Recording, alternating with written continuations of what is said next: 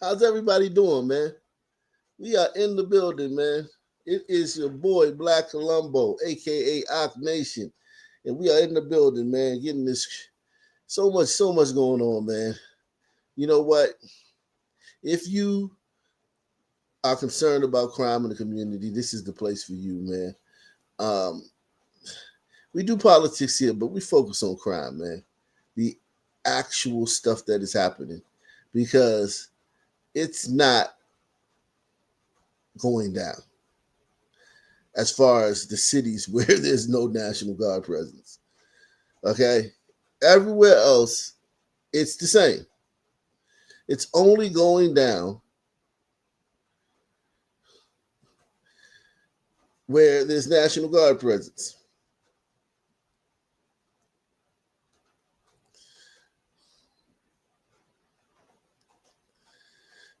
We we gonna get into a lot of stuff today, man.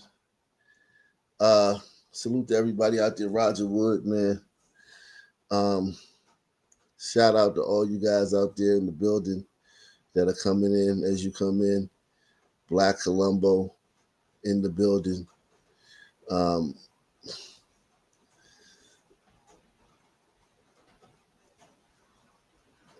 the one and only son of Tony. Um,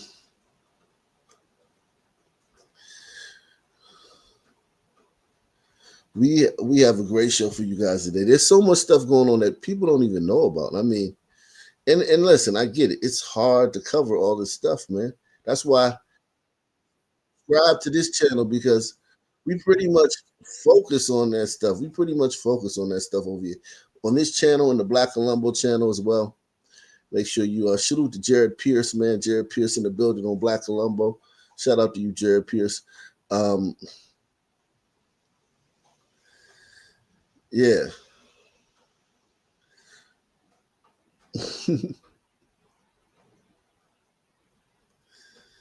Yeah, man. Salute to Jared Pierce, man. Salute to everybody out there, man. It's so much going on, and we're glad to get into it momentarily. That like it becomes to the point where it's like somebody's got to cover this stuff, man. You know, in the politics, we'll get into some politics too, man. I don't mind getting into politics, but this channel was always a crime channel. This was always, about the main thing, man. You know, um, this is always about crime and exposing how out of control. I mean, like the literal, like insane proportions. I mean, the proportions are insane. Salute to my man Roger Wood. Salute to Baby King, man. Shout out to everybody, regular watching on Ock Nation News, man.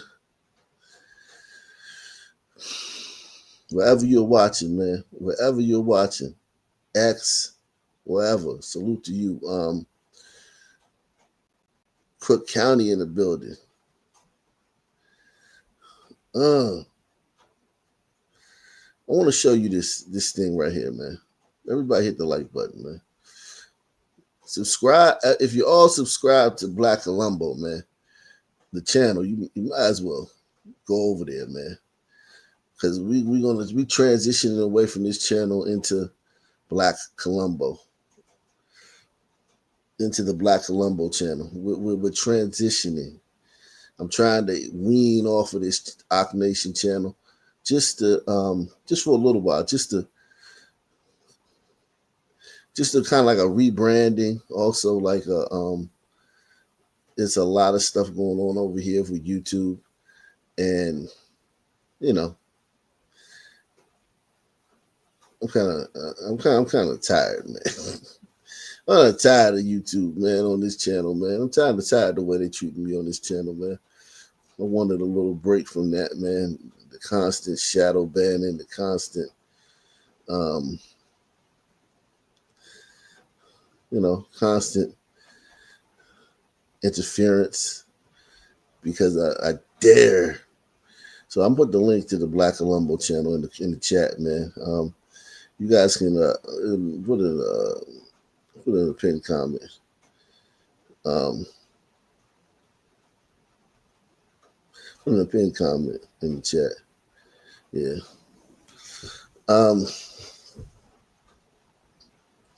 Let's see this one. Oh, gee. Let's see this one.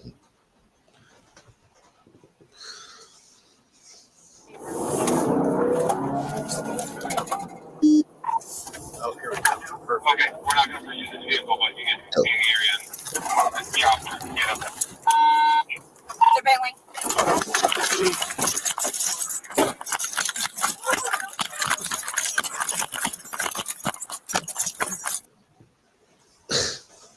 I mean, just look at this, man.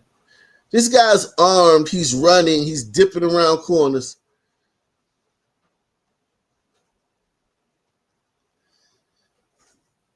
Most likely, the police were called on him. I don't think that police is telepathic. He just knew that guy was right there. I'm pretty much sure that police was called there.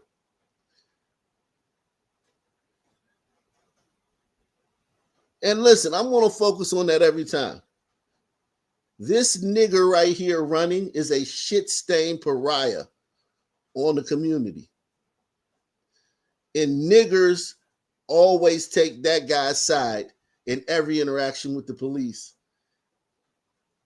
After 2020, after all the bullshit, after Trump wins the election, niggers still don't change. En masse. I've seen white people more comfortable calling this shit out, but niggers still side with the nigger with no shirt on, fucking 12 o'clock in the middle of the day, not at work, pants sagging, running through the fucking hood with a gun. Niggers still side with that guy. Press 1. Hit the like button. Sponsor the show. We're looking for some sponsors, man. We're looking for some sponsors today, man. Cause some of you guys sponsor this show. We gonna cook today, man. You know, we gonna cook today. They're still doing it. They're still siding with this guy. They're bailing.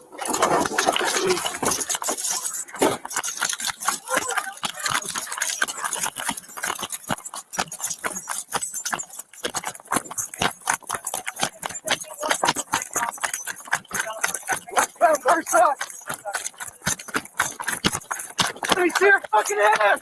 I will shoot you! He's got a gun! Drop the gun! I mean,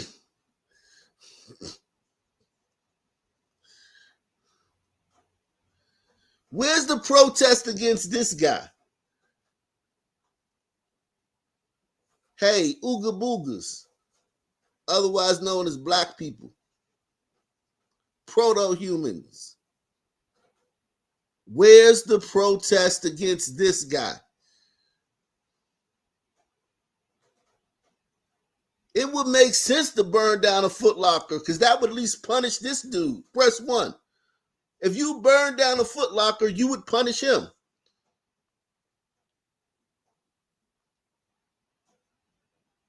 Because if he get $300 in his pocket, that's where he's going. He don't got no fucking bills. He do got babies, but he don't have no fucking bills. I'm sure he got 3 or 4 babies. And that's fine.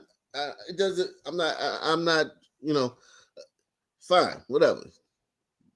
Women, they do what they do. But he don't have no fucking bills. If he get $300, he going to Foot Locker. You gonna put 100 on the light bill, buy some groceries, 100, buy some groceries, put 70 in your gas tank, then you got $30 for your pocket. Maybe you go to Wendy's. Now you got $20. Now you got $10 in your pocket. That shit gone, man. This fucker's gonna go to Foot Locker. Burn out a Foot Locker next time this nigga shoots somebody.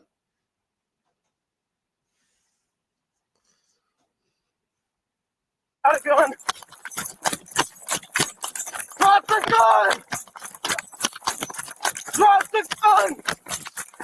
I will shoot you! Drop the gun! Drop the gun!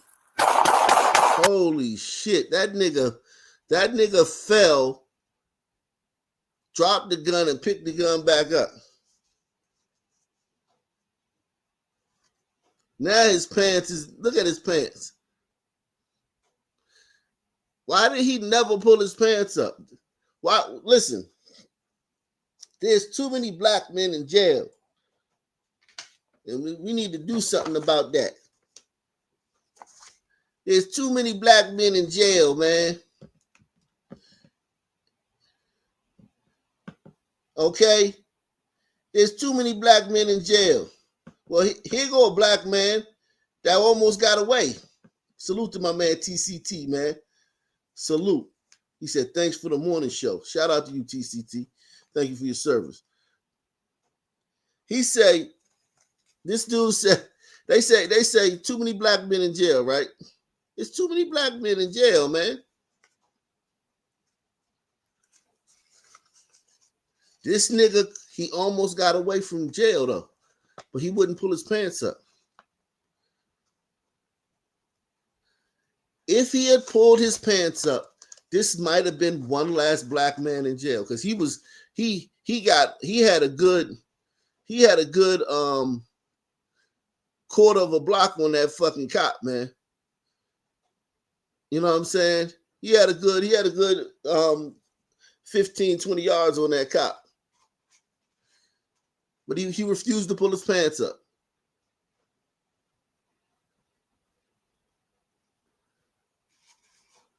So it's not the system, man. It's not the system that's keeping these niggas in jail.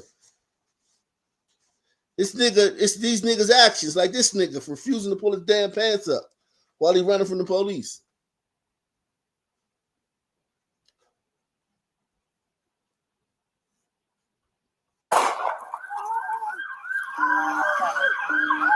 Put the gun down! Drop it! 10-3, shots fired. Shots fired, 10-3. Don't reach for the gun! Wow, he's still reaching for the gun.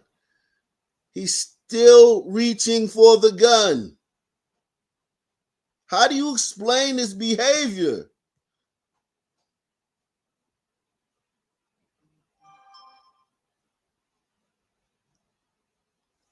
I mean, like, think about it, man. How do you explain this behavior? Shout out to Ali O, man. Ali O with the Ali oop. How do you explain this behavior? He's still reaching for the gun.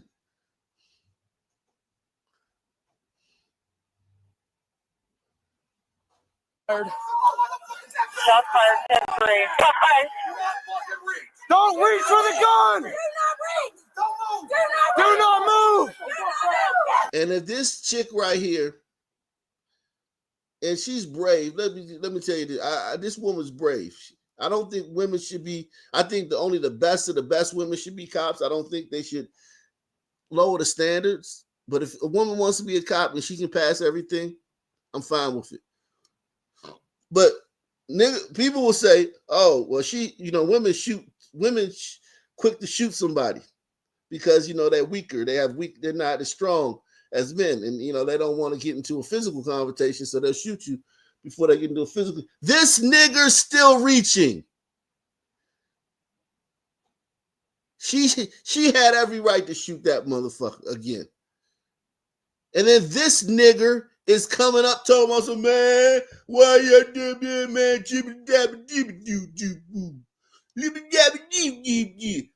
This nigga ran through like 3 complexes. It's a good chance he doesn't even know this nigga. This nigga ran through 3 complexes. And now this nigga right here is standing up there like on the scene with cops with guns drawn, stepping in the middle of the action. I look at the man, see me take a big bullet that movie. He ain't do nothing, man. He ain't do nothing, man.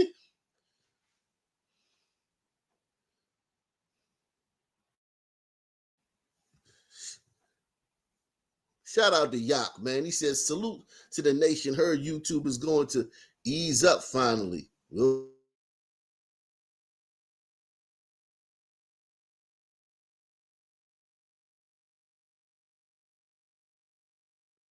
Kate with the chimerity like Black Cologne.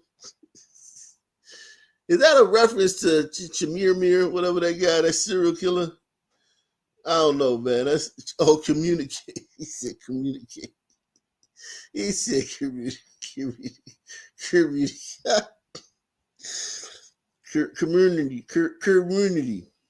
The community. Yeah, man. What is this nigga doing, man? This nigga don't even know that nigga. This nigga probably got a job and everything. But they always want to be activists. Man, wait a second, man. Don't leave him alone, man. I hate these niggas. Because here's the thing. When they post to stand up in the community for somebody, they never do press 1. If a little girl went missing, or a little girl got hit with a stray bullet, or a little boy fucking, got ran over by some fucking thugs speeding through the neighborhood, and this nigga saw it, you think he gonna fucking give the police some information? You think he gonna go fucking vigilante and find the niggas his damn self? No, that nigga ain't gonna do a goddamn thing. But then when he sees some nigga with his fucking drawers around his knees running to the cops with a gun in his hand, now he want to play fucking goddamn T-Move Ben Crump on the scene where everybody got their guns out. He got his gun out. She got her gun out. The body cam got his gun out. This cop got his gun out. This other cop got their gun out. And this nigga want to walk into the middle of that shit and play Ben Crump. At no other time would this nigga make a difference in his fucking community in any fucking way, shape, or form. Unless this nigga a coach or something. Unless he coached Pee Wee Sports or some shit like that. Other than that, this nigga would not make a difference in his fucking community. And this is his form of making a difference in his community. Let me run it back, man. Let me run it back so y'all can see those of you who just get pulled up.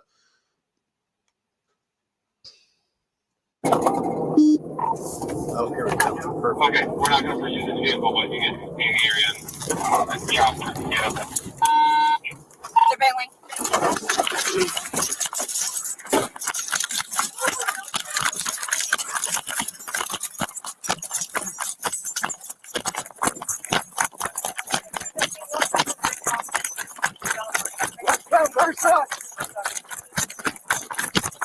Let me see your fucking hand! I will shoot you! He's got a gun! Drop the gun! Drop the gun! I will shoot you! Drop the gun! Drop the gun!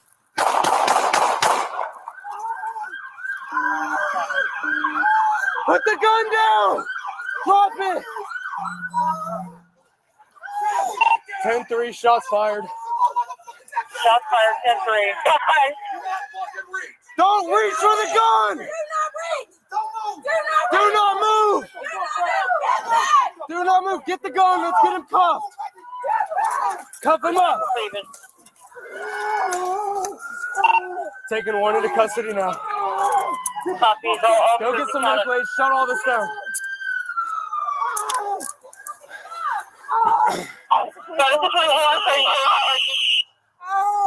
Where are you? Yeah, do we got any moderators in the building, man?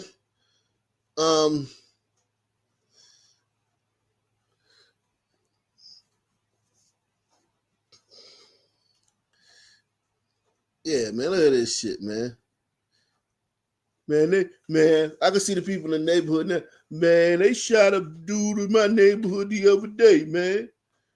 Man, the police just shot a nigga in my neighborhood, man. Trump, man. This should be, you know what I'm saying? This is Trump in office, man. Oh, I'm fucking late. No. Oh.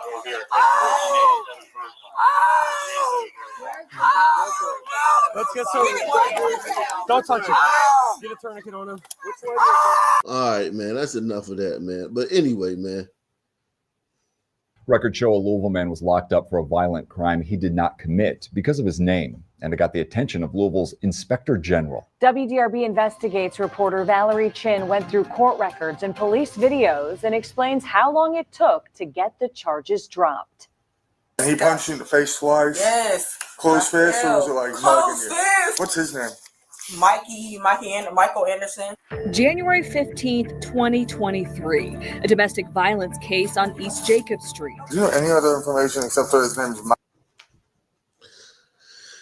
So this black chick gets her ass beat by her boyfriend, who she might have hit first, who she probably been nagging and fucking talking shit to, calling him a broke nigga. And one thing women got to know, let me tell you something, women, man. Stop calling niggas broke. Don't never call a man broke, especially if he's not broke. Because broke is one of the biggest insults you can say to a man, other than that he got a little dick, right? Broke means, you know what broke means to the male brain? You can't provide for your children. You can't provide for your family. Because men, we're wired to provide. We build all these highways, all this fucking sewage, all this fucking houses and shit that you see out here, women. None of this shit would be here without men. So when you call your man broke, it sends a rage through his body that he wants to fucking really hurt you. And I noticed that a lot of black women, they love calling niggas broke.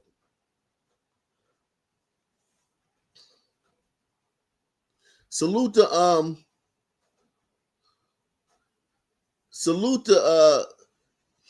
UTP, man. He says, salute my OG, just made my way over here to the Black Colombo channel. Salute, man. We in the building. Everybody hit the like button, subscribe, and take the $5 challenge. That's what's up, man. Salute to you, man. Black Colombo, that's that. Everybody, we got 250 new subscribers in the last few days. So I want you guys to start slowly moving over there. I didn't want to stop instantly because I know a lot of people out of habit come to the Ock Nation channel out of habit, and that's fine. But as long as you know that one day all the live streams is going to be on Black Colombo, that's fine. As long as you know, you can keep coming over here. But as long as you subscribed over there and as long as you know, don't be emailing me, man, you ain't made a video in 2 weeks. I'm like, nigga, I made 10 videos a day the last 2 weeks. What are you talking about?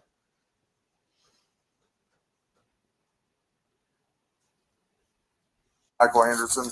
It's kind of a common name. Oh my. I know he stays in this area. Even on the scene, the cops said that it was a common name.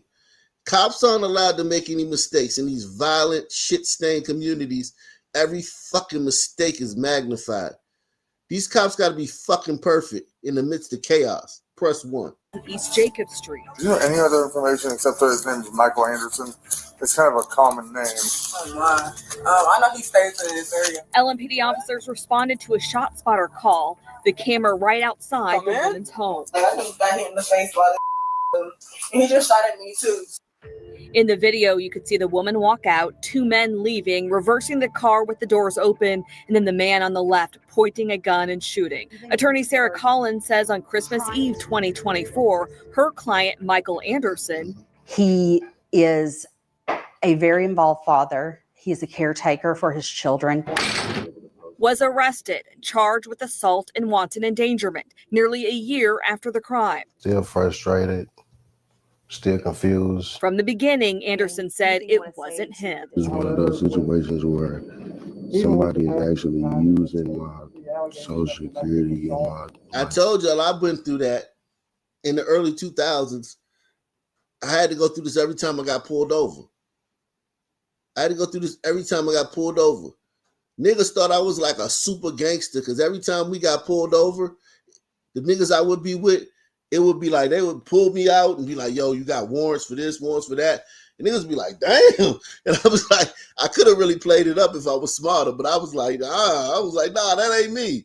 And then they would go through all the bullshit. They say, oh, he got tattoo, he got a sleeve. The dude had sleeves, what was tattoo sleeves. They look at my arms and be like, okay.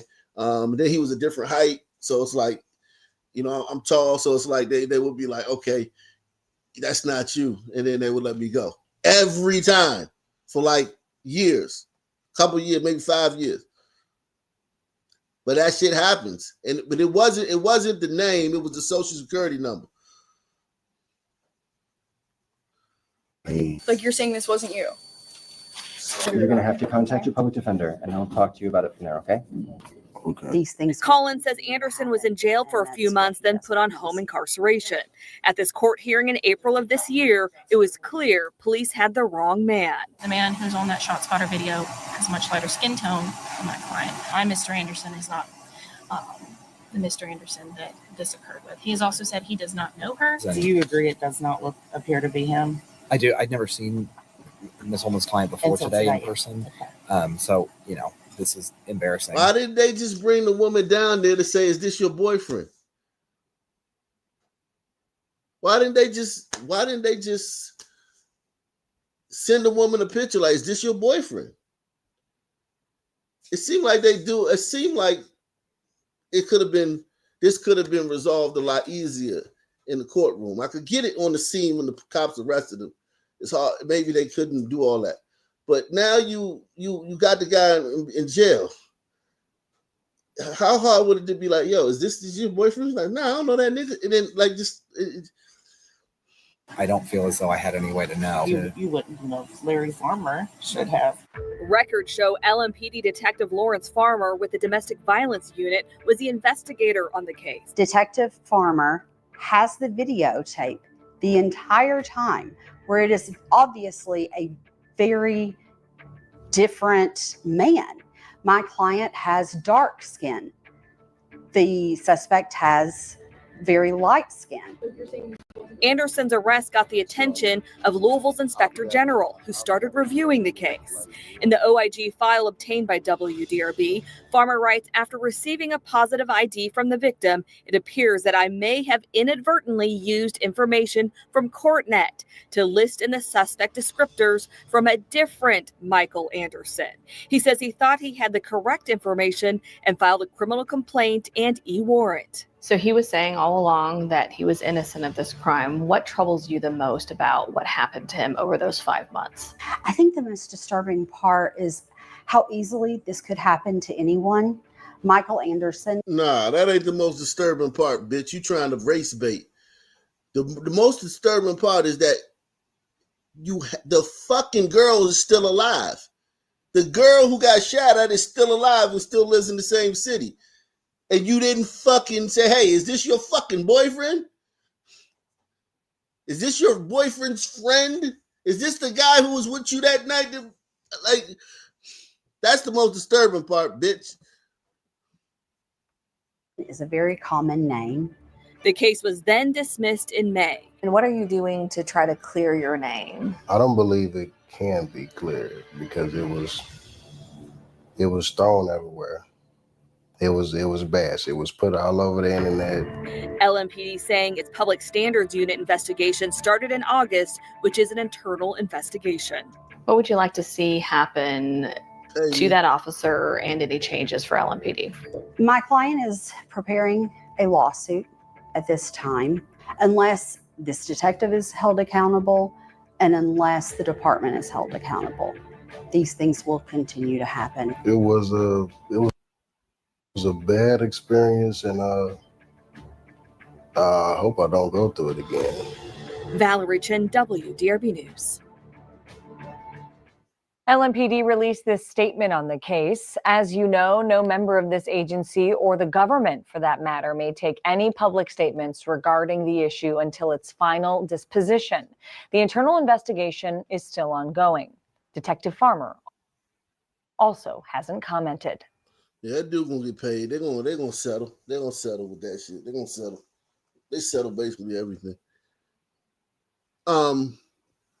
Thank you, Mr. Chairman, and thank you for holding this hearing. And I'd also like to thank the witnesses for taking the time to be here today. I know y'all are busy, so really appreciate it. Mayor Bowser, thank you to you especially for coming here. You've been mayor for about 10 years, right? Yes. Okay. And during that time, would you describe DC as a safe city? Yes. You would? Listen, Mr. Gill, and it was brought up earlier by the Congresswoman from The murder Detroit. rate in Washington, D.C. is the 4th highest of any city in the I country. have- Would you I have describe that as a safe I city? have heard every statistic and factoid, and they're all different about where Are you our city. disputing No, that Washington, D.C. is the 4th highest murder rate in the country? I'm not familiar with that You're statistic. not familiar with that What I know, statistic. Mr. This is your Gill, city. Mr. Gill, Respectfully, excuse this is me. your city. What I respectfully, I know that we have driven our murder rate down. What was the over- homicide rate in 2014 before you were elected? I don't know. Do you know how much the homicide rate has changed during your tenure as mayor? I do. How much? It has gone up. It's gone up and by it is about going 70%. down. It's gone up by about 70% from I don't- about 70% from I don't think that's 2014 to correct. I don't think that's 2024. Those are correct. from the Metropolitan Police Department. I That don't is think correct. that number is You correct. should know the crime Yeah, and statistics for your own city, I do know especially my whenever crime it's this statistics. dangerous. Do you know how carjackings have trended during your time in office? I know that they have gone down. See, this is sad. I hate this, man, because she was against it. During 2020, she was against. Salute to Raul Rodriguez, man. Salute to you, bro. Good morning to you, man. She was against it. The city council overruled her. Because in DC, the way it is, the city council has a outsized power. They have a lot of power. So they all overruled her and was like, yo, let all the criminals out of jail. Make all the laws lenient on criminal, release them the next day after they kill somebody. Make all the juvenile laws really weak because a crackhead OD'd in Minnesota. And that's literally what happened. They said they said that was the reason. They literally I did videos on it. They said that was the reason because of George Floyd. Because DC is a very woke city. I mean, very woke. So if she was like, she was the only one fighting against it. This is sad, man. This is sad that he's doing this to her, man.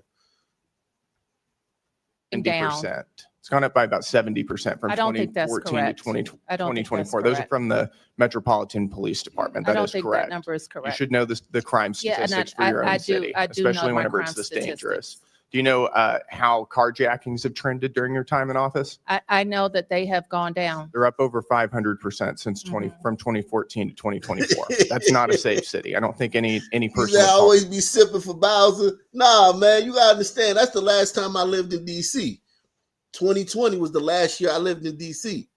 I remember that. I moved from DC in August of 2020. I remember that shit, dog. No, August of 2021. August of 2021. Let me scratch that. August of 2021. I remember all that shit, dog. I remember all of that, man. Like, she was the only one against it. Everybody else in the city was for it, except for me. Me and her, we the only two people in the city that was against it. That a safe city. Well, move on. Do you agree that defunding the police makes our communities less safe, don't you? This is what I want to say. It's a straightforward question. Yeah. You're not Well, going to this is filibuster. my- Do you this is think my that answer. defunding the police This makes is our my communities answer. less safe? What I know is that people have moved here. People have sent their kids here. People have started businesses here. We have record. Does we have defunding the record police make our visitation, communities and more so or less those safe? are the Does indications. defunding the police of make a our city communities where more people or want less to safe? live. See, now this is her fault. Why don't she just say, oh, I was against it. I was against defunding the police. The city council overruled me. So like, I'll give you that. Like, if she's not gonna say that, I don't know whether she don't want to have beef with the city council because the city council is very powerful. So maybe she don't want to have beef with them. And you know what I'm saying? But she need to say that, man. Hey, man, I was against it, and the city council overruled me. But she's not saying that. Businesses here. We have record. Does we have defunding the record police make our visitation, communities and more so or less those safe? are the Does indications defunding the police of make a our city communities where more people or want less to safe? live, work, and You visit. won't even back your own police department You- right now. you- I'm asking you, does defunding the police make our communities more or less safe? And you won't give me a straight answer. I've already answered that today. And why don't you tell me again, do you think that defunding the police makes our communities more or less safe? I've never defunded the police, nor would I. So you think it makes our communities less safe. Is that correct? I just told you, I've never defunded the police, and I I never understand would. that. You know, you may not have defunded the police, and that's a good thing, but you did provide a $125,000 grant to an organization lobbying to defund the police. Are you aware of that? What is that you just raised? It's an organization called HIPS that you provided just this year, fiscal year 2025, $125,000 grant to. I think we funded them to do public health work. Quote, it's time we shifted to a society free of police and systems of incarceration. We fund them for public health work. For public health? Yes. Does this make our communities more healthful? We fund them for public Do you health. think defunding our police and lobbying to defund our police and undermine local I've law answered that enforcement question. makes our communities more safe I've answered or that question. helpful? Do you think that providing tax dollars to an organization who wants to defund our police is good for the residents of Washington, D.C.? We wouldn't fund them for that purpose. We would But you fund them. funded them and you chose to give them money. You gave them hard-working tax dollars to an organization that wants to defund the police. We fund them for public health. Damn, she got, yeah, she not good at that, man. She must get nervous when she up there. She's not good at that.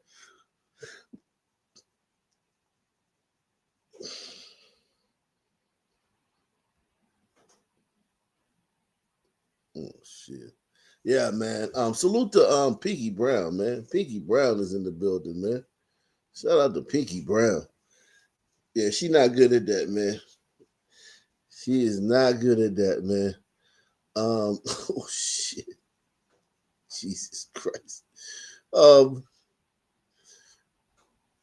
Why is my shit froze? I can't use my mouse. Okay, is that it?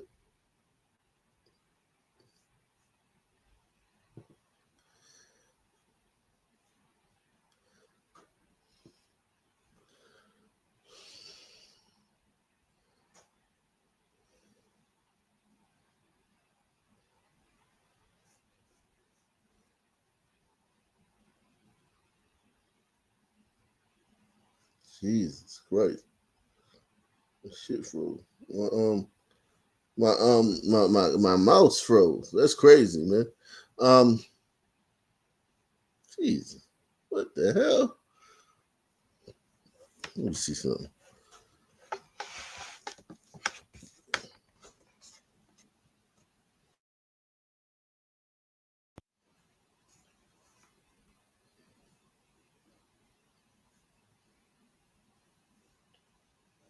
What the fuck? I can't even get off this screen. Let me see something. Hold on. I'll be right back. I might have to.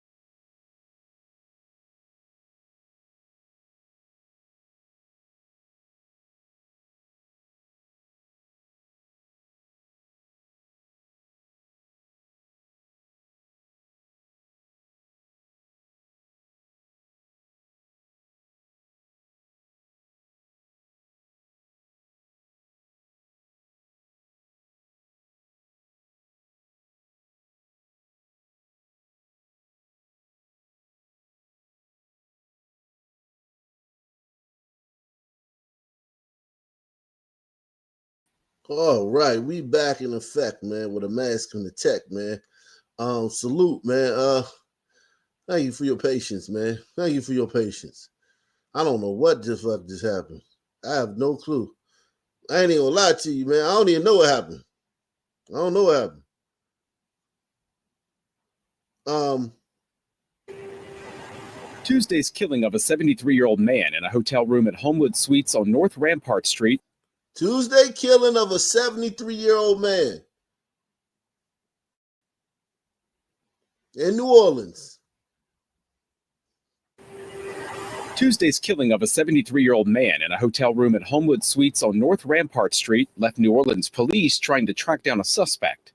Investigators are looking for evidence and looking for the leads. Evidence and leads led police to 38-year-old Feliciana Winifred. She was arrested Wednesday morning in Central City on one count of second-degree murder. We do know that his body suffered from blunt force trauma. Sources tell WWL Louisiana the man had been bound, gagged, and had a plastic bag over his head inside a ransacked room. That's a lynching. That's a lynching. Press 1 if you agree. Trauma. Sources tell WWL Louisiana the man had been bound, gagged, and had a plastic bag over his head inside a ransacked room. Sources tell WWL Louisiana the man had been bound, gagged, and had a plastic bag over his head inside a ransacked room. That's brutal, yeah. That's a brutal way to go out, man.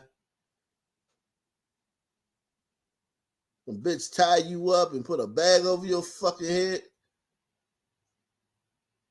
That's brutal, Jack. That's a brutal way to go out, man. Yeah, suffocate. You suffocate. Same thing. Same thing as hanging. I want to know if this is a white man. Because you niggas always make it racial. So I want to know if this is a white man. I want to know if this is a white man that she did this to.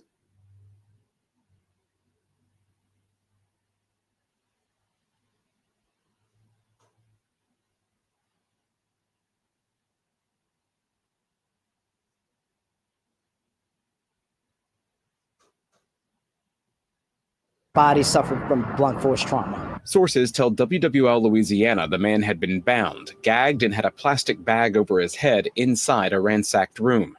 Police have not said how Winifred was linked to him. Winifred's arrest Wednesday wasn't her first. According to an old NOPD news release, she was booked for aggravated kidnapping in 2017, for which she later pleaded guilty to simple kidnapping. Court records show she's also faced charges for battery, arson, and criminal damage to property. Most of those cases ended with her pleading guilty in exchange for probation and credit for time served. Listen how to look at that thing. God damn.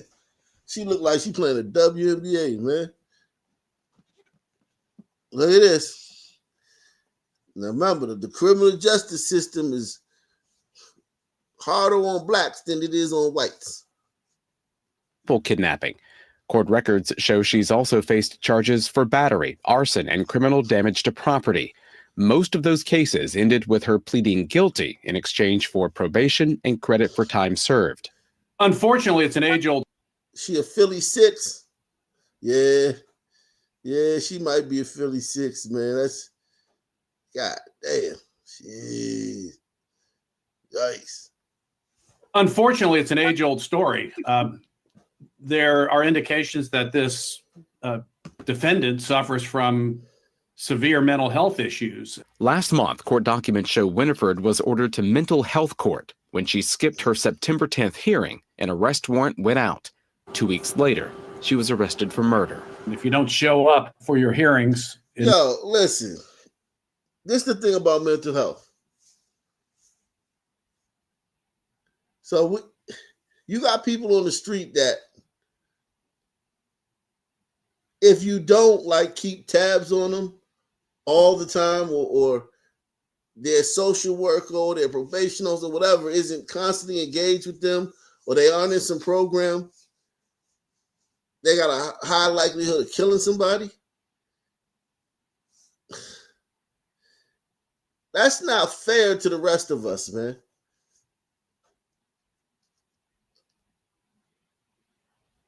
That's not fair, man. Get these people off the fucking streets. Open up asylums, man. Open asylums up again, man. And if you don't show up for your hearings in whatever court you're in, you're going to get locked up. And unfortunately, she wasn't locked up soon enough. Loyola law professor Dane Cialino says it can be almost impossible for a judge to determine whether someone is a future danger. He says specialized courts like yes, it is. Are they black? Do they got 15 fucking prior felonies? Listen to what they just said. Past behavior is the best predictor of future behavior, right? White people are racist, right? Because of the shit they did in 1863, right? Every cop is a fucking bastard because of something some other cop did in another place. Niggas is the only ones that don't have to that you can't use their past behavior against, or you can't use pattern recognition against. Yes, it is. You can predict if somebody's dangerous. Are they a fucking nigga with 15 prior felonies? Locked up, and unfortunately, she wasn't locked up soon enough. Loyola law professor Dane Cialino says it can be almost impossible for a judge to determine whether someone is a future danger. He says specialized courts, like the one Winifred was ordered to, are often beneficial. In this case, it obviously failed, but in many cases, it's a great success. You hate to have the whole system judged by one failure, but when the failure is as catastrophic as it was in this case, it does make you think twice about bail and alternative resolutions to criminal cases when there is a real risk to the community.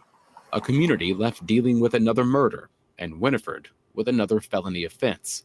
Mike McDaniel, WWL, Louisiana. The identity of the man who was killed has not yet been identified by the coroner.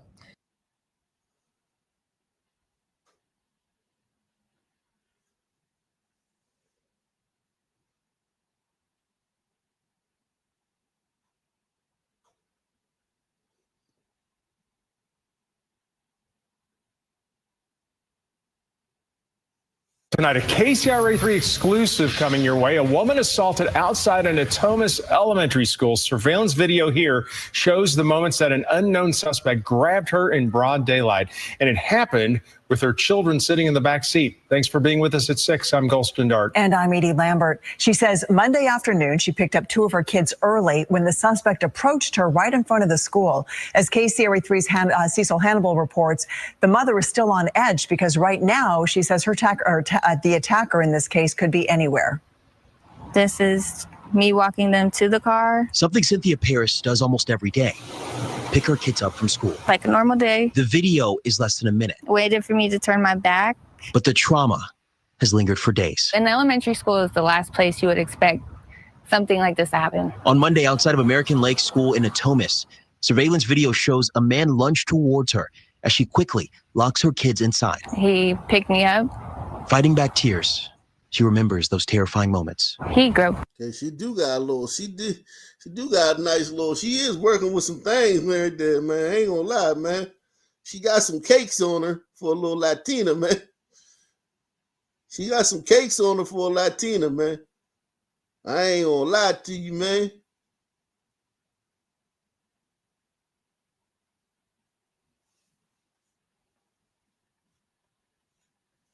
I ain't gonna lie.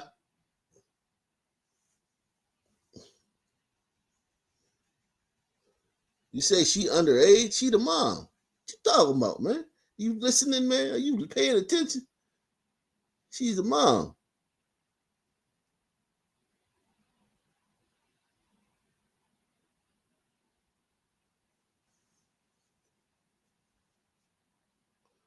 She got some little cakes on her.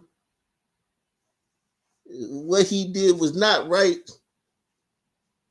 But I understand. Say, no, I'm fucking with you. I'm fucking with you.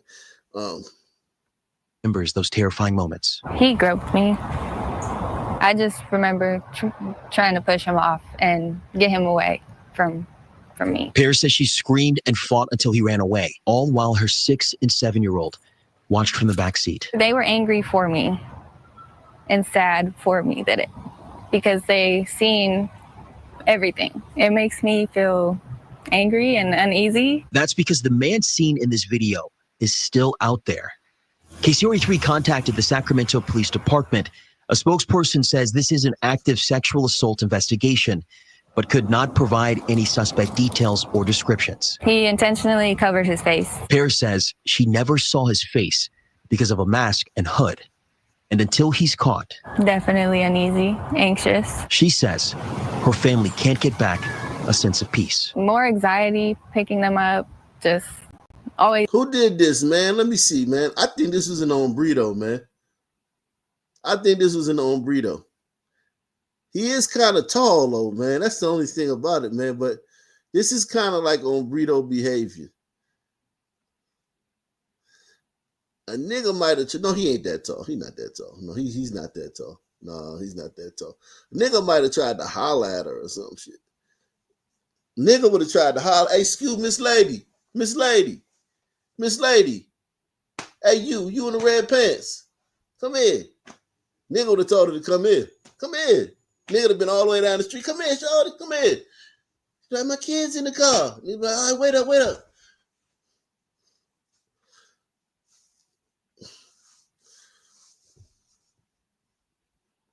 Those terrifying moments. This is an Hombrito. Her family can't get back a sense of peace. More anxiety picking them up, just always now constantly like looking around before I do anything. Even while simply picking her kids up from school. In Natomas, Cecil Hannibal, KCRA 3 News. KCRA3 contacted the Natomas Unified School District. In a statement, the district said it is fully cooperating with authorities and can't share any details as this is still an active investigation.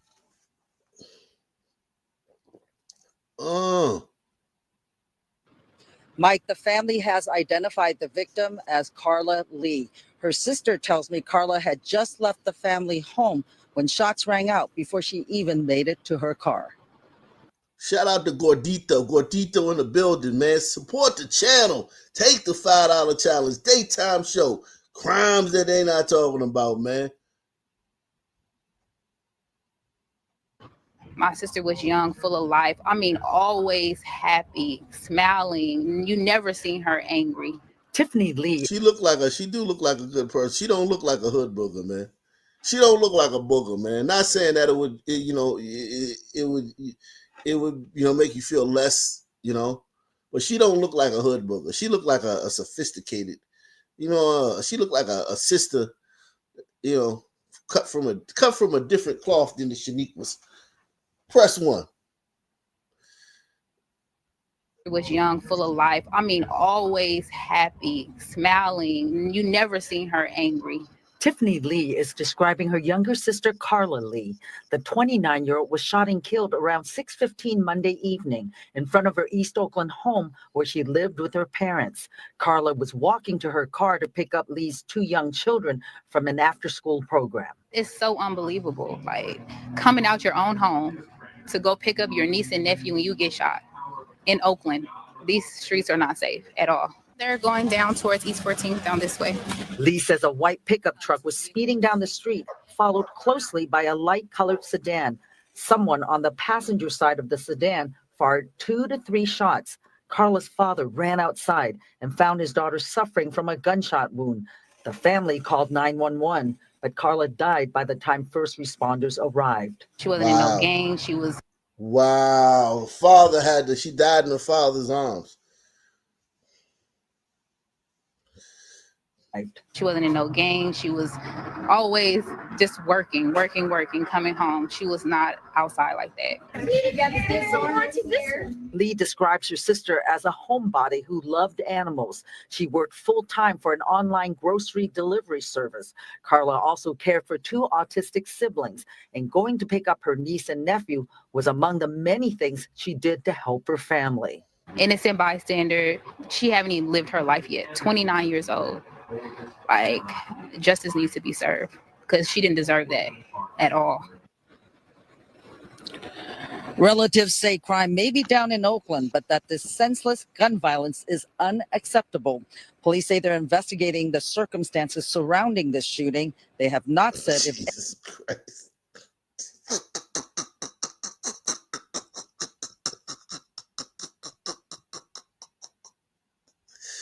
Oh shit.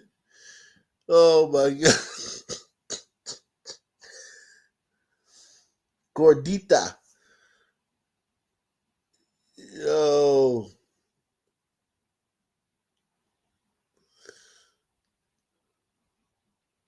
How did she pass the fitness? I ain't gonna lie, man. How did she pass the fitness physical training, man? Can she scale a wall? Can she hop over a fence? I don't know, man. I wouldn't bet on it. I wouldn't bank on it. Yeah, they got her measuring the distance between the shell cases. They got a job for her. You know, she don't have to be on the, hey, let's just take this thing and measure the distance between the shell cases. Write it down in your little book. Jeez. they have not said if anyone has been arrested. The family is urging anyone with information to contact Oakland police. Jesus. I'm on you on Brito's heads today, man. I'm on you on Brito's heads today. Okay? I'm on you on Brito's heads today.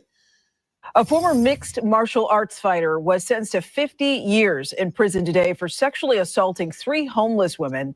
Zachary Lee Andrews was convicted on 16 charges, including first-degree rape, sex abuse, and strangulation. Fox 12's Michaela Armstrong has more. A case of sexual assault against multiple houseless victims comes to a long-awaited close, as former MMA fighter Zachary Lee Andrews was sentenced Friday to 50 years in prison. Hold on, man. Is this a goddamn, is this nigga biracial? Is this a sun glider? Is this a sun glider or an ombrito?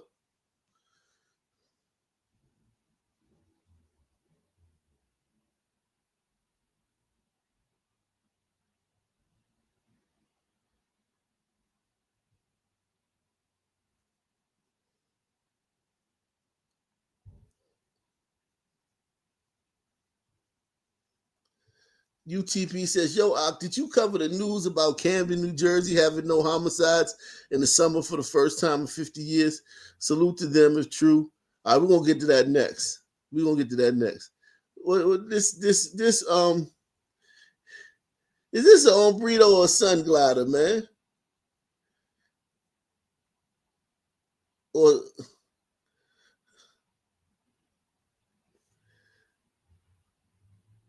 nigga raping homeless women.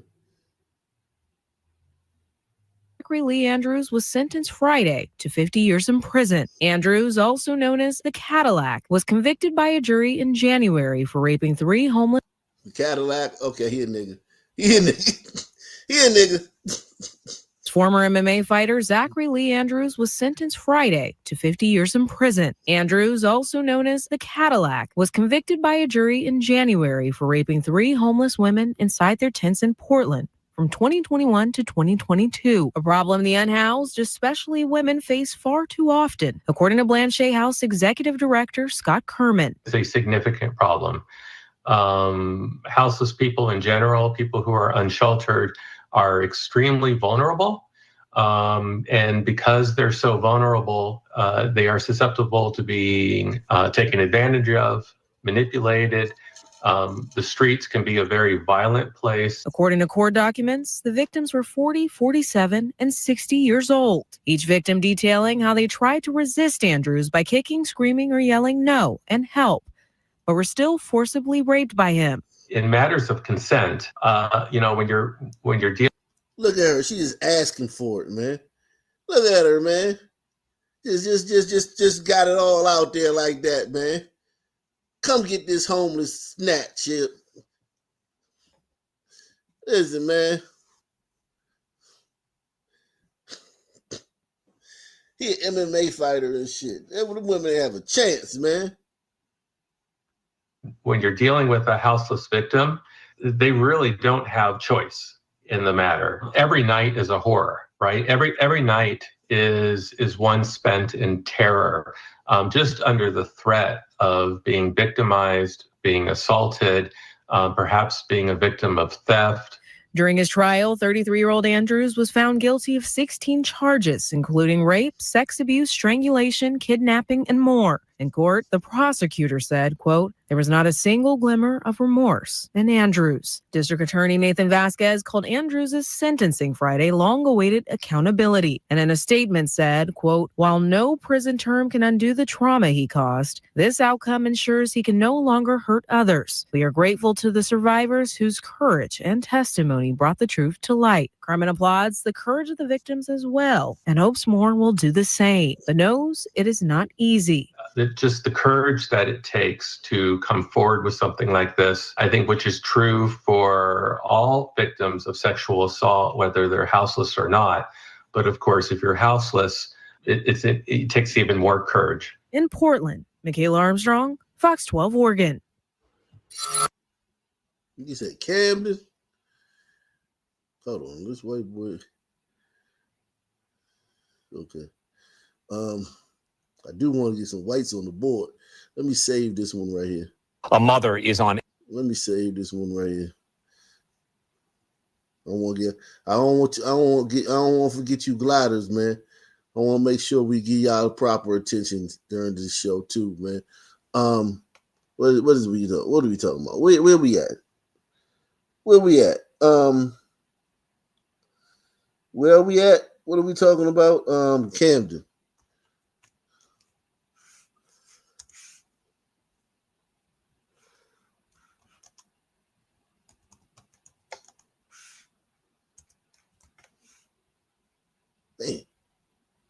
Man. The D button on this thing don't work, man.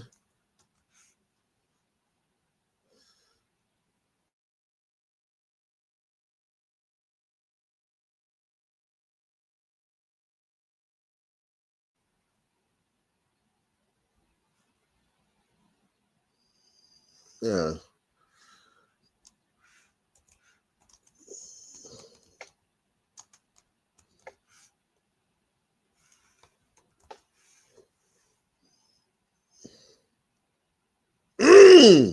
So it's true. From one of the most dangerous cities in the country to a summer with no homicides. People who live here tell me they can feel the difference. City leaders say a community policing approach has a lot to do with it. Niggas in Camden on the street, though. Street niggas in Camden, they don't like this, man. Listen, man. The street niggas in Camden is like, damn, man, niggas gonna think we soft, man. Cause it used to be when you said you was from Camden, that shit meant something. Oh, you from Camden? Oh shit. That was worse than being from Philly.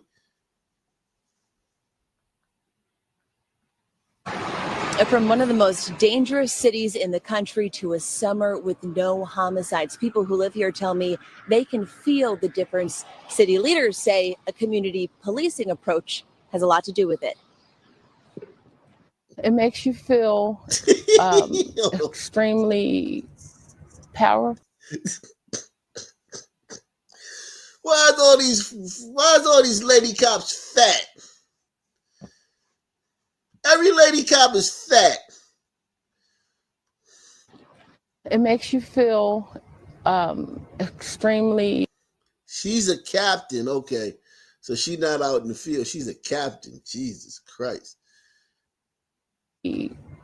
Powerful that you can make a difference. Camden's first homicide-free summer in 5 decades. It is a fact that overwhelms Captain Vivian Coley. She grew up here, now with the department for 28 years. She remembers when it was considered one of the most dangerous cities in the country. People were afraid to come outside. From fear to living more freely. She says it's the story that these crime stats tell. 0 homicides. Nah. You know what? We're going to solve this. Shout out to Eric S., man. Eric S. We're going to Black Columbo in the scene, man. This is Black Columbo, man. Black Columbo in the building, man. You only get this here, man. Salute to Eric as he says, I have been missing you at night. Ain't shit on at night. I've been missing out on day streams. Yeah, my wife is out of town. I got the kiddies, man.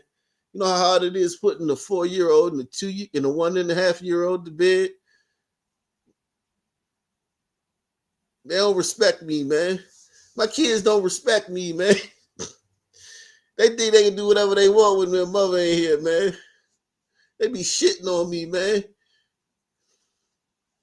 I be trying to get them to bed. They be like, man, fuck you, give me the tablet, man. Give me your head, man. Just give me that damn tablet and shut the hell up. I be having to brush their, I be struggling to brush their teeth and getting them in their pajamas and shit. It's like an animal house ever since my wife was gone, man. They don't respect me, man. Shit everywhere. They don't want to eat at the dinner table. They want to eat in the playroom. They want to stay up all night.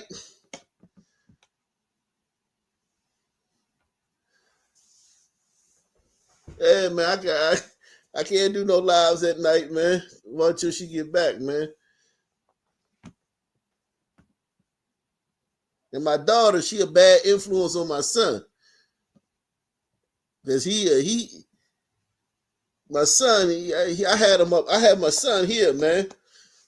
And now my daughter, she teaching them bad habits, man. Yeah, though, they don't respect me, man. They think it's party time when I'm around, man. They think they can do whatever they want to do. But yeah, let's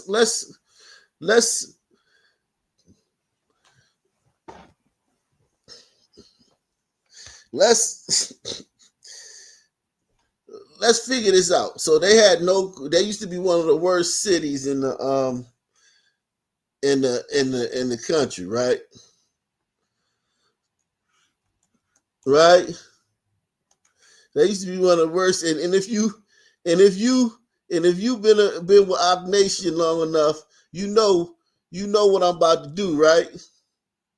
If you've been around Op Nation long enough, you should know what I'm about to check. What's the most important stat when it comes to crime? Excuse me.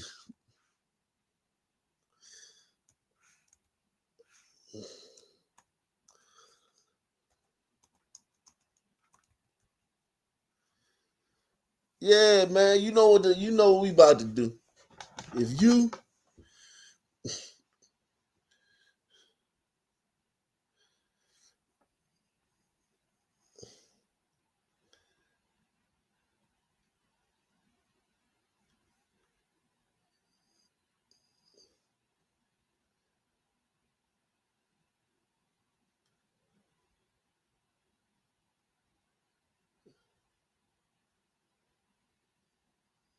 you know, then you know.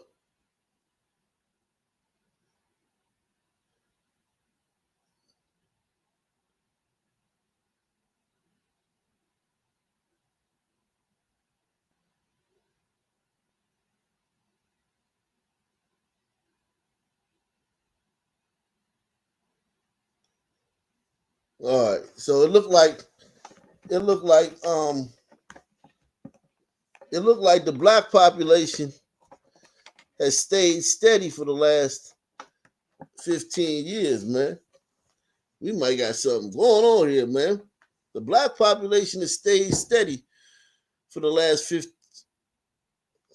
Let me show you. Shout out to Eric, man. Let me show you, man.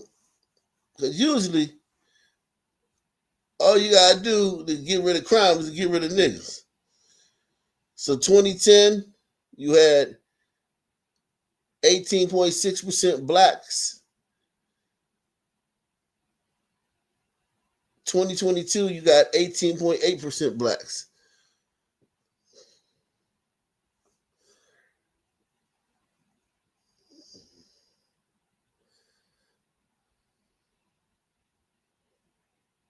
Damn, everything pretty much stayed the same. What happened?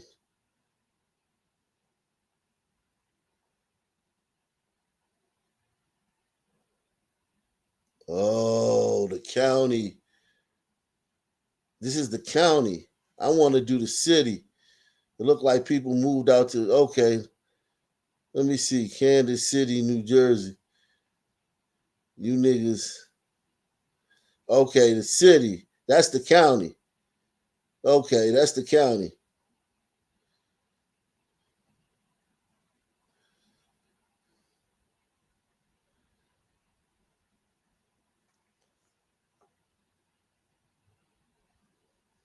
Population of people. You niggas, where you niggas at, man? Because you niggas is the only thing we need to know about. When it comes to crime, only thing you need to know is niggas. That's it. That's the only thing you know. Do they got niggas and how many?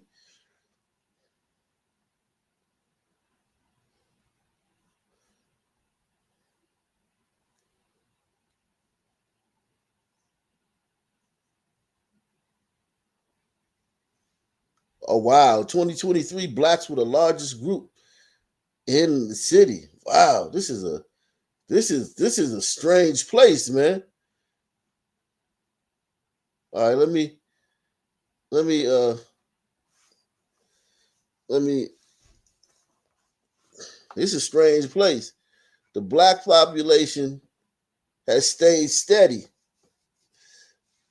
And the blacks are the largest group in the city, followed by Hispanics. This is strange, man. What happened here, man? What the fuck? 5 decades. It is a fact that overwhelms Captain Vivian Coley. She grew up here. Now with the department for 28 years, she remembers when it was considered one of the most dangerous cities in the country. People were afraid to come outside. From fear to living more freely. She says it's the story that these crime stats tell. 0 homicides all summer, a 43% decrease in homicides compared to last year, with 8 total so far in 2025. You know that the residents need you. Captain Coley credited the department's community policing approach as a big part of what has helped drive those numbers down. Well, you're talking about their challenges, you're talking about what their needs may be. You're building trust. Yes. City leaders agree. When relationships become better in community, communication becomes better, and you work on problems together. North Camden-based nonprofit Guadalupe Family Services works with the community to, among other things, prevent violence. As violent crime has gone down, they have seen a shift in the neighborhood. And I think now that they've experienced a different life, they want to maintain it. Pleased to see the progress and eager to see the work continue. City leaders say until they are not just celebrating a summer with no homicides, but a year with no homicides. Continue this trend to make sure that folks are safe, to make sure that no one has to be victimized in the city. Of the 8 homicides so far this year, police say they've made arrests in 7. In Camden, I'm Siobhan McGurl, NBC 10.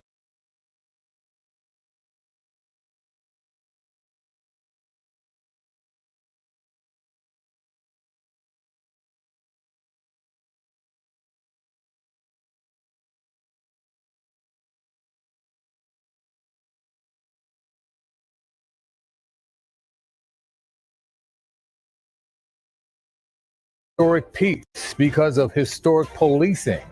Decades of violence are broken in Camden after an entire summer without a homicide. This comes during a continuing drop in violent crime throughout the city that was once known as one of the most dangerous municipalities in the country. Good evening, everyone.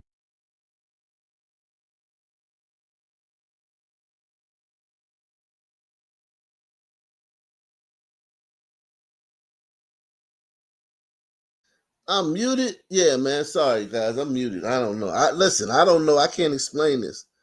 I can't explain this. I can't explain it. I can't explain this, man. I can't explain this, man. I don't know what's going on, man, in Camden. They got a lot of niggas. The crime is going down. The Negro population has stayed the same. The number one demographic is niggas. They had 0 homicides over the summer. Yeah, they don't talk about carjackings and robberies. But, you know, I mean, listen, man. If you got 0 homicides DC was bragging about 0 homicides for 2 weeks, man. You know what I'm saying? With the National Guard everywhere. Okay? This is impressive, man. I ain't gonna lie. Press 1, man. This is impressive, man. This is impressive, man. You can't take that away from them. This is impressive, man. I can't explain it, man, because they got the same amount of niggas as they had before. And niggas are the ones doing this shit, especially in Camden. UTP says, I just saw what they did. They have high-tech surveillance across the city and more cops strategically placed in high crowds. They do that in a lot of places. They got these centers, whatever they call those shit, those centers where they got cameras. It's like a room where they got a bunch of cameras everywhere. On looking at all the different spots in the city. They got that in a lot of places. But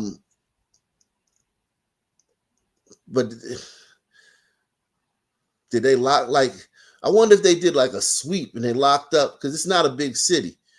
I wonder if they locked up a bunch of niggas like before the summer.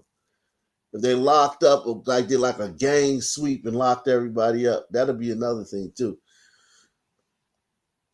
But still, you're going to have arguments. You're going to have random shit. Like, niggas don't have to, a nigga could just kill you for the way you looked at her. A nigga could kill you over a fender bender.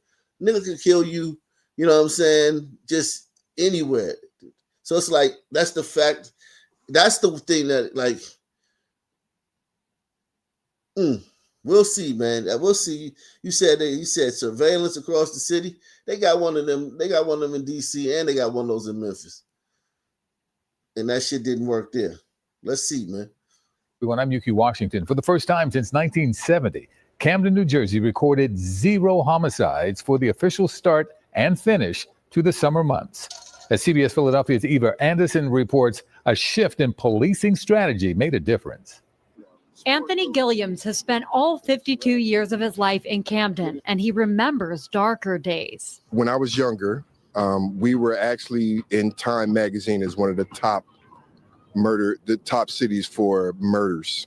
But across from Elijah Perry Park, he reflects on a new reality, the first homicide-free summer in 50 years. Knowing that the crime has decreased, that's great. The impressive statistic defies history. Summer is notoriously, since I've become a cop, the biggest time for crime. But Deputy Chief Chris Sarlo says the shift comes from officers addressing root problems, not just calls for service. We're now going the step further and seeing, hey, can we offer you some resources? Officers have also deepened community ties, hosting events that put them shoulder to shoulder with kids. There's opportunities to win brand new pairs of sneakers, Amazon gift cards, and then also a chance to relate to the officers. It's one thing to see an officer on the street and say hello, but to play basketball with them, to play flag football with them. Marquita Nelson, a grandmother of 4, says that connection matters. All through the summer, they had a lot of activities for the kids to do. The department's also now using drones to help officers on the ground, a program they launched just weeks ago. We can see people who are committing crime, and they can't even see us. Deputy Chief Sarlo says their biggest takeaway from this milestone is the department's ability to stay flexible and respond quickly to what's happening in the streets in real time.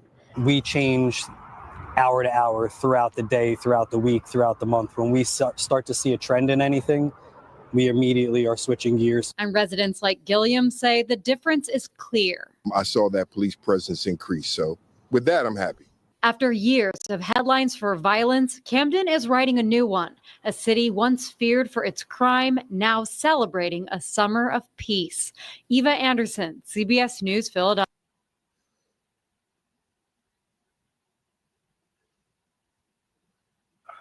Let's go to Camden County. How about this for some good news? They've been working hard on this in Camden for over 10 years now. We've followed their progress, and the city says they had a full summer, without any homicides. So Hank is live with more, because when is the last time they could say something like this? Well, 50 years to be exact, according to Camden City Hall, Alex, which is a mighty long time when you're talking about counting summers with no murders. And in order to really appreciate the significance of this, guys, you got to go back only a little bit more than 10 years to remember when the Camden City Police Department had to be dissolved in the wake of a $3.5 million corruption settlement. I remember the drug task force was a complete mess, but that led to that 2013 change in policing here, guys, to the Camden County Force. And that is when most folks will tell you that the change began to occur, Mike, Alex. Yes, Camden City Hall says that for the first time in 50 years, nobody was murdered this summer in Camden, and that's a pretty big deal. It was only in the early aughts the city was named most dangerous in America for a number of years running. No more. Community policing used to be where you're just stopping and saying hello, and that was, hey, that's Chris the friendly cop. Now we're involved with helping people remove snow from their driveways, elderly people cutting their lawns, all these different activities. It's not just that they're here to protect the community, it's that we are now a part of the community. It's totally different from when I first started, and it's incredible to see. Yeah, what he said, Mike, Alex, it's not just a name in the county police force, but a change in dynamics and police tactics, community policing, building relationships with residents, increasing trust, de-escalation, attention within moments. All of these became priorities of this new county-based force, and that led to violence crime drops of more than 50% in 5 years, and that's according to county police numbers. Mike, Alex, you've also had a ton of reinvestment in Camden. As you mentioned earlier, it seems that there's a new change on the waterfront every time you come over here, new buildings happening over here. Money in a given community usually means jobs in a given community, but an increase in trust between police and the people that they are policing is always a good thing, and I think the numbers are reflecting that now, guys. As I've been walking across the Ben Franklin Bridge, and when I look down on Camden, I go, I could live here. You know what I'm saying? Yeah. That's great news for. Here's the thing. They're touting everything that doesn't work anywhere else. Gives me and free stuff and programs. That shit doesn't work anywhere else. So why did it allegedly work here?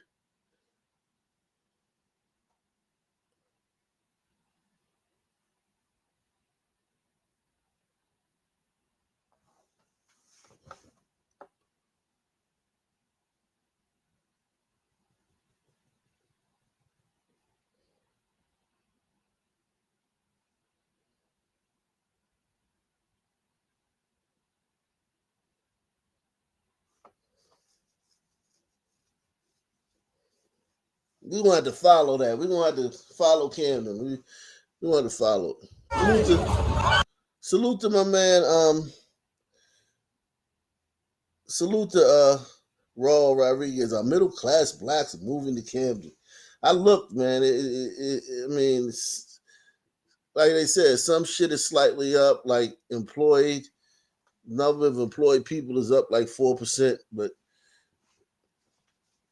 it's not major. That ain't enough to make it zero murders, 4%. Says they didn't mention everything else. Yeah, they did. I'd love to know the carjacking numbers and the shootings, because are there shootings and people are just not dying from the shootings? Could it be an anomaly? I mean, I don't know.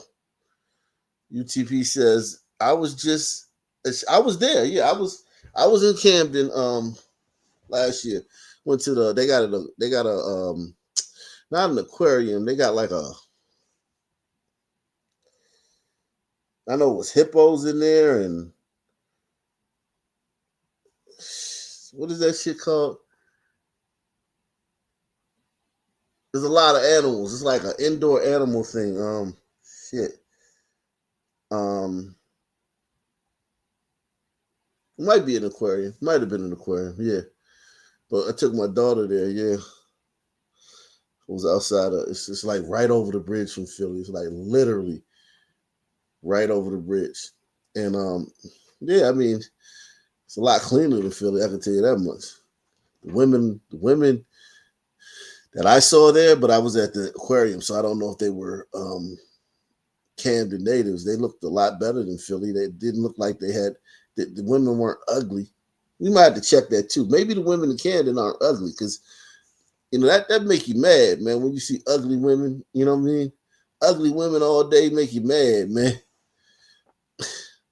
Ugly women all day make you mad, man.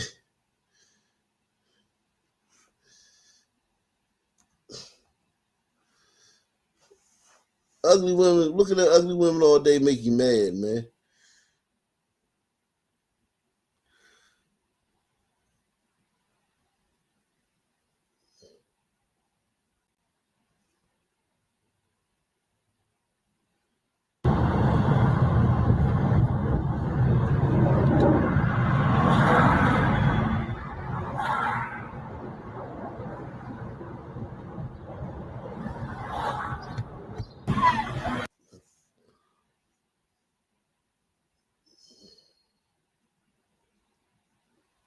God.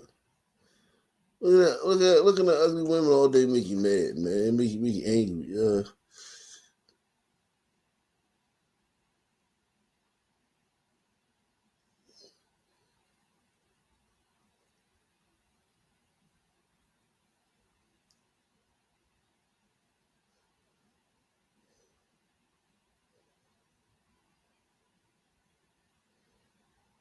Anyway, man. Whatever, man. We'll come back. We'll check on Camden later, man. We'll check on Camden later, man. I think that people should be able to go to T-Mobile or any other venue in the city, purchase a ticket, and enjoy their show. And it should not be interrupted by people who misbehave. The T-Mobile Center employee on the receiving end of a brutal attack at T-Mobile Center at a concert Sunday shares his story with Fox 4 now. Kansas City police arrested a teenager for beating up a 66-year-old guest services employee. But that teen has since been released during the police investigation. Fox 4's Malik Jackson live in downtown Kansas City outside T-Mobile Center where this all went down. Now, Malik, how's that employee doing? He says his injuries are both physical and psychological.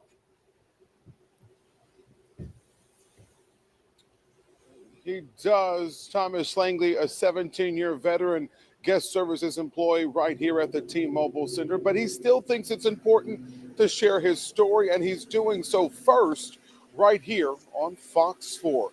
We want to warn you that this video is hard to watch. I mean, it is serious that I went down and had blows to my head. That is 66-year-old Thomas Langley describing the moments he's thrown on his back and repeatedly punched over and over again. And the only thing on his mind? Just getting him off me. Because he was so enraged, you know, so we were in essence trying to protect the fans. This all happening Sunday at the NBA YoungBoy concert. The teen was arrested but since released to his parents pending the completion of the investigation. He was asked to move to another place because his ticket wasn't where he was sitting, and immediately he just completely lost it. Pastor Robert McDaniel was at the concert. He witnessed this, and this is his video. We asked the pastor was at the concert. There's a lot here, man. So you got a pastor who was at the NBA YoungBoy concert, and you guys are still not getting the word out, man. Share these videos. We need 10 people to share these videos. Ask a son man to leave. Okay? Isn't that what our friend Austin Metcalf did? Carmelo Anthony stabbed him in his chest. And when I say never ask a son man to leave, that means don't ask a son man to move like 2 steps from where he's standing. He'll fucking kill you. Okay? So they asked this son man to move. Yeah, that's you got what you got. You never asked the son man to move. Salute to the hip hop pastor, man. Or the drill pastor. This is the drill pastor. he was asked to move to another place because his ticket wasn't where he was sitting. And immediately he just completely lost it. Pastor Robert McDaniel was at the concert. He witnessed this, and This is his video. We asked why he thought taking the video and sharing it is important. He says so as to illuminate what's going on. But there's something going on in his heart that he needs to be fixed. And what that is his emotions. He needs to learn how to operate and work through and process through his emotions. Did you ever think in your entire life, or at least the last 17 years where you've worked as an employee with the guest services at T-Mobile, did you ever think that you would be in a situation where you were so desperate, feeling as though you're fighting for your life? No. The message is, as young adults or people growing into adulthood, we need to learn how to control our anger. The mayor is also weighing in a statement. His office says that the mayor condemns violence in all forms, including in our entertainment spaces, concerts, sporting events, and community gatherings. They should be safe places of joy and connection, not fear or harm. As for Slangy, he will be meeting with KCPD on Friday. And another note about the person that was performing here at the T-Mobile Center, NBA YoungBoy. Well, he had a concert slated for tomorrow at the United Center in Chicago. Well, the United Center, the venue, has canceled that concert, and it will no longer be taking place in the Windy City. As this story continues to develop, of course,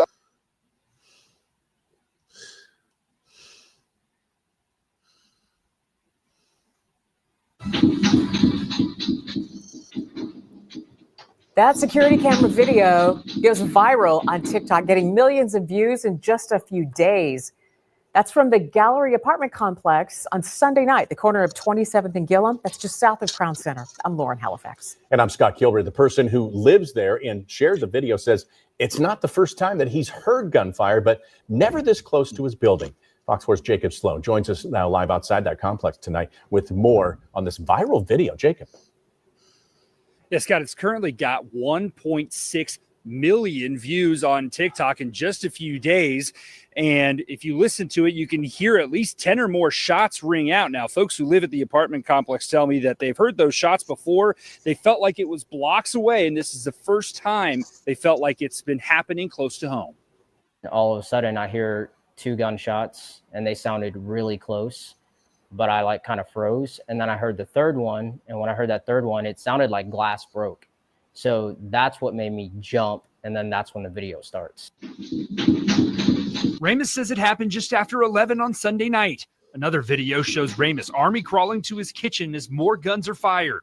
He wasn't hurt and no bullets hit his unit, but he says the shots sounded close. It was just super loud. It I don't know. It sounded like a firework going off in my house. So it was pretty wild. Another resident said it felt like it was right outside her door, too. Walking down the street, we found multiple spent shell casings right outside the building. It felt like it was right there, like outside of our window. Even after things settled down, probably 10 or 15 minutes later, I was kind of even peering out the window to see if I could see anything. I kind of just grabbed my dog and I ran into the bathroom, and we were sitting on the floor, and we had heard probably 5 to 6 plus shots. And so I called the police. Dar says the gunfire has made her think twice about doing things she'd normally do. I've been a little uneasy the last few. Yeah, she a big target, man. She should definitely stay in the house, man. She a big target, man. Few days.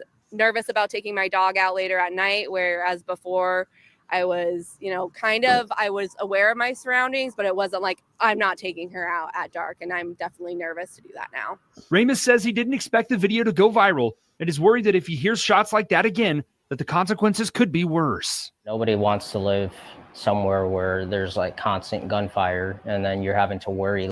Nobody wants to live around niggas. This could be worse. Nobody wants to live somewhere where there's constant gunfire, and then you're having to worry, am I going to get hit while I'm asleep or just laying in bed just by a stray bullet or something? Wow, that's terrifying. Salute to Deluxe 247, aka Cal Ripken, aka the real MVP. Yeah, that's terrifying, man. Jeez. You don't believe in heaven because you're living in hell. Now that's your life.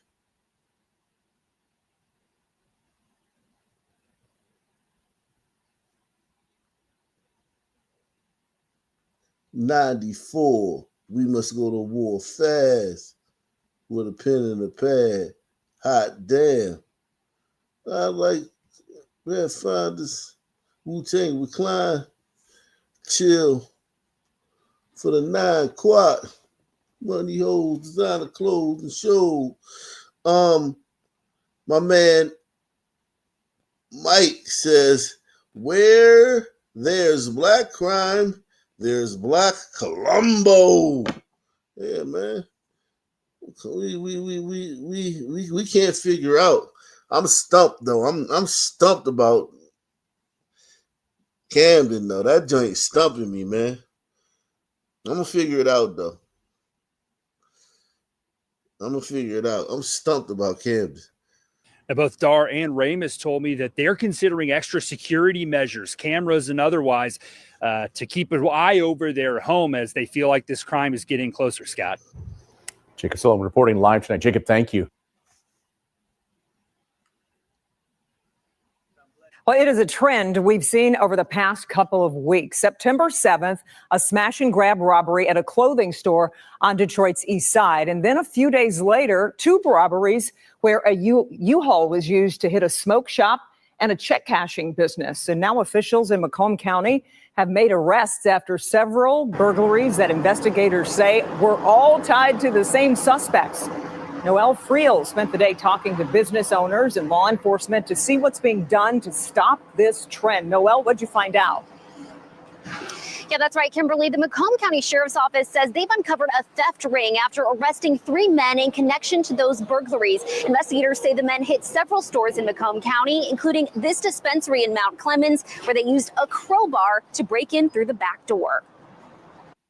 Security video caught the moments 3 men broke into Bank of Bud's dispensary, jumping over counters and grabbing whatever they can get their hands on. The Macomb County Sheriff's Office said 24 pounds of medical marijuana, estimated to cost more than $115,000, were stolen. They kind of waited until the one guy got the door open. From the cameras, once they got in, they went straight into the bud room, kicked the door in, and just started grabbing everything. The thieves even came back in a second time. They came out to the car, realized they didn't have their other bag, they ran back in there again. Investigators say it wasn't the first time they hit this area. A month earlier, security video captured them breaking into another dispensary and making off with marijuana plants, and a pawn shop where 2 of the men are seen stealing remote control cars valued at over $1,500. The sheriff's office identified the men as Shamar Rondo, Kenneth Gibson, and Tyrese Cunningham of God, dog. Ain't no mystery there. Jesus Christ. Those some good pictures, man. God damn.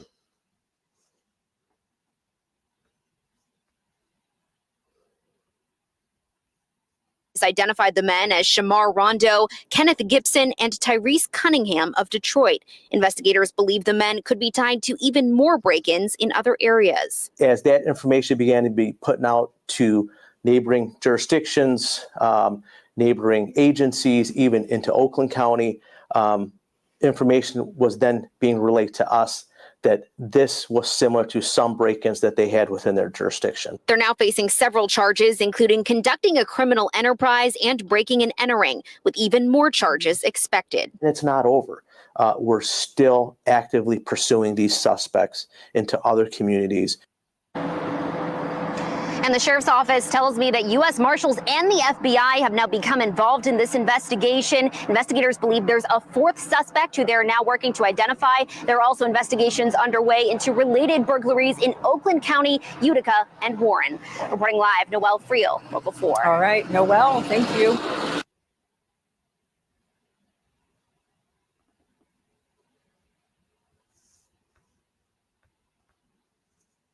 Fox News' Scott Wolchek joining us now live with the latest on this case. And Scott, we understand that he and his wife were separated. Did they have domestic issues in the past like that? I don't want to do a wife. I don't want to do a Well, wife. it is a trend we've seen. Let me do that one story that I told y'all I was going to do about the glider, man. Let me do the glider, man.